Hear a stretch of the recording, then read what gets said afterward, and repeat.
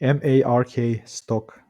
Wednesday, am I buying or selling on Remark stock next? Remark holding stock sitting at 157. It's pretty much 264% up today.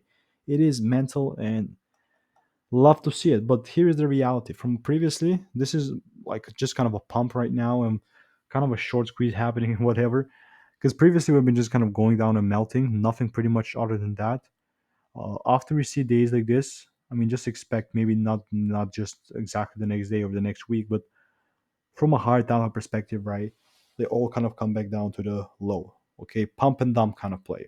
Am I saying that this is going to be a pump and dump? No, I'm just giving you the possibilities because I've done 15,500 plus videos like this over the last 3 years. I have nothing to sell you, and I'm just following my strategy, right? My rules. The only way for me to be bullish, man, I mean, you will need to give me my rules, but right now there are none. So all I will do is just wait and see what's going to happen. I mean, I'm just going to put an idea, kind of directional bias on the ranges and just kind of the direction of the stock. So it's not financial advice, man.